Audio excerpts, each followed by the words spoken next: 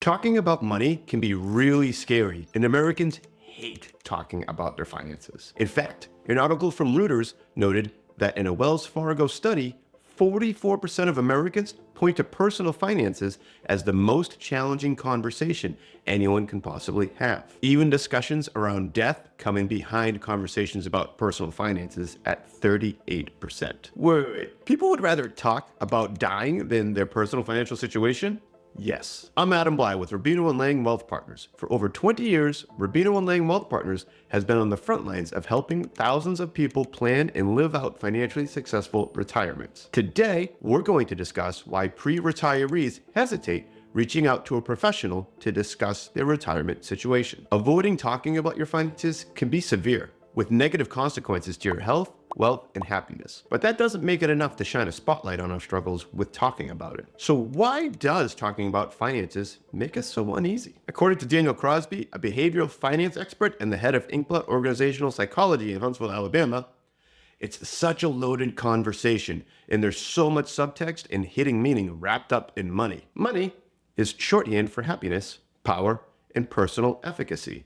So it can be very scary. When money is short, it can be seen as a deficiency on the part of the breadwinner. And when there's lots of money, there can be fears that greed takes the place of genuine love. This can lead to two major factors as to why you might hesitate reaching out to a professional to discuss your retirement situation. One is called disclosure anxiety, feelings of discomfort at the idea that sharing personal information with a professional advisor. Kind of like Schrodinger's cat, by not talking to a financial advisor, you can feel as if you are on track with your retirement planning situation solely because nobody has told you that you aren't on track. As long as you don't lift the proverbial cover to confirm one way or the other, you get to live in that paradox. While you might not be sure if you can retire with the lifestyle you want, you also can't confirm that you can't live that desired lifestyle.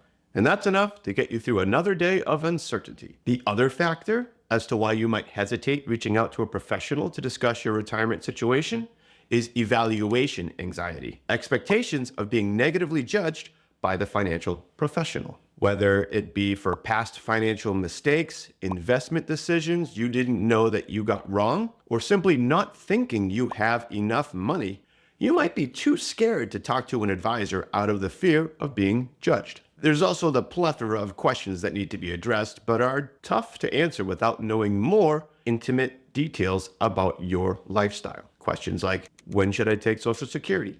Can I lower my tax bracket in retirement? How long will my retirement accounts last if I withdraw X amount of dollars per year? Which types of accounts should I withdraw from, and at what rate? All of these require knowing more information about you before a fiduciary can give you a proper response.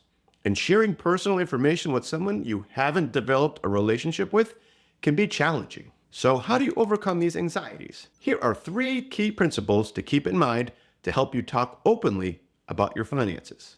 Number 1, realize you're not alone.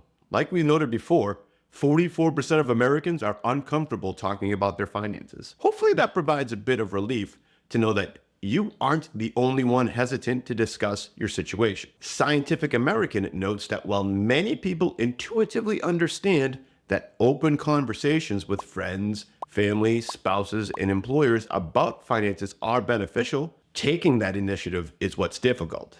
But the simple act of just simply scheduling a specific time for a conversation could be a good first step. Once you have a time on the calendar, having a few questions ready removes some of the anxiety and can help keep the conversation on track. Here are a few to help you get started. When your parents brought up money, what were they talking about? How do these conversations inform your views on money?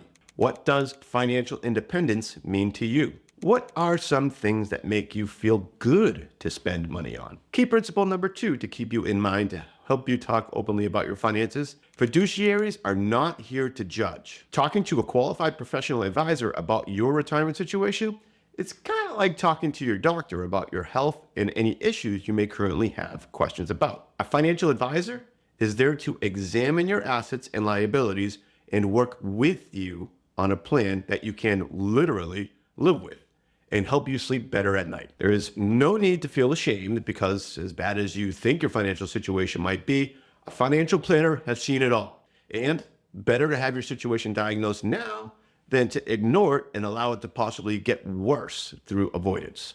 Michael Kitces, Director of Research at Pinnacle Advisory Group in Columbia, notes, "No one is perfect. People do make mistakes. Your planner is not there to judge you, but to help you. And that, as with your doctor, it's important to face and move past your self-consciousness about this, or you risk giving your financial planner incomplete information that makes it impossible to provide a proper recommendation, like if you were lying about your diagnosis or your symptoms."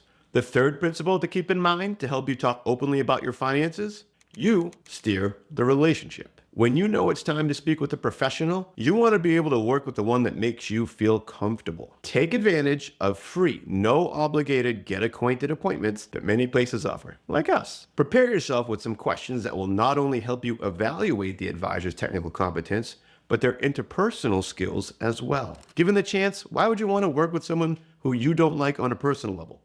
Now is one of the few times in life where you get to make that decision. Pick someone who interacts with you in a genuine manner and is interested in helping you become better equipped to make good financial decisions. If you start to feel anxious about taking the next step with a financial professional, you should consider reading about this study published in the Journal of Financial Planning.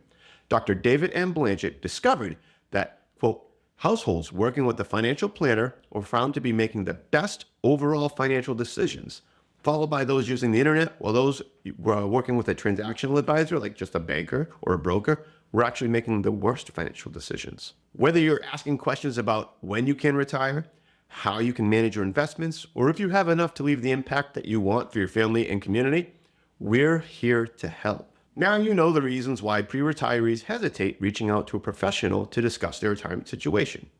This information can be taken and applied to your situation so you can understand how to maximize your own retirement in a way that aligns with your goals. However, there are going to be multiple nuances that come up in your specific situation that I haven't been able to cover in such a short video. So if you're ready and you want a team of professionals to analyze your situation and create an optimal plan completely tailored to you, click on the first link in the description. It'll take you to a page where you can book a completely free consultation with us and where we can begin to help ease your anxieties and start building the right retirement plan for you.